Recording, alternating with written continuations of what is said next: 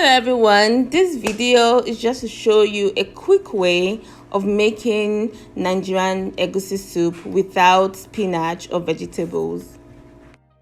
I had this request from a friend, and I know it's a no-brainer that you can make egusi soup without spinach, but I kind of struggled because I've never tried it before, and I went on YouTube just to see how it could be done, but I couldn't find a video, so I decided to share mine. Enough of the talking. If you want to know how I achieved this, keep watching.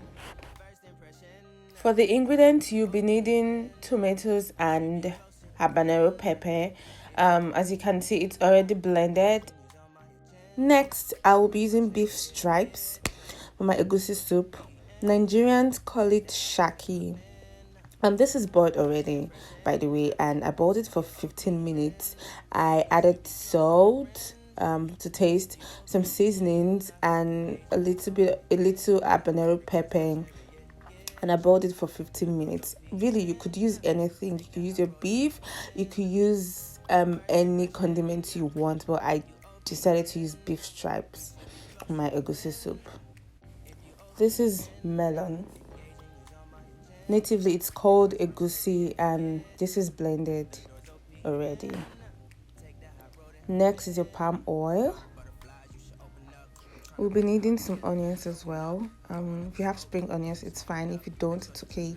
Just chop your onions, and yes, we'll add right on to start cooking. So the next thing we're gonna do is to fry our blended tomatoes and habanero pepper. I fried this for like 4 to 5 minutes using the palm oil, of course, and I added some salt to taste, some seasonings.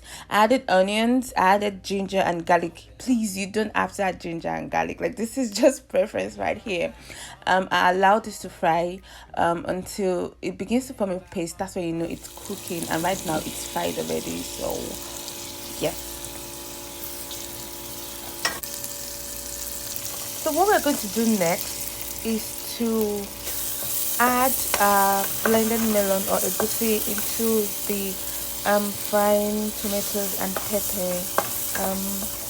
You keep frying until you achieve, stirring rather, until you achieve some consistency with the mixture.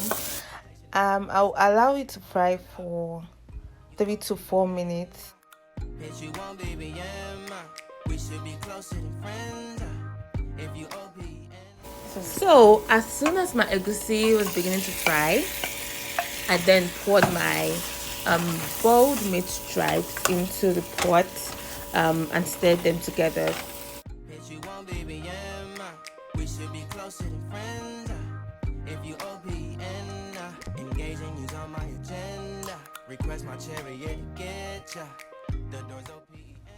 So once I see that my egusi is looking good, I will be adding my broth from my boiled meat stripes.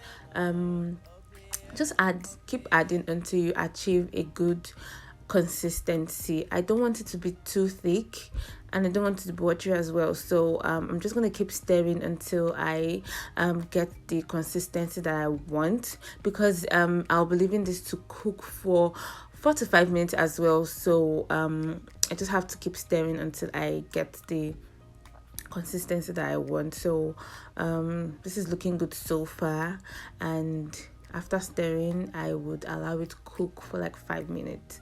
And yes,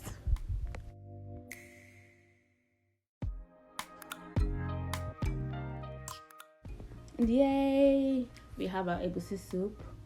This looks good, and it has the consistency that I want.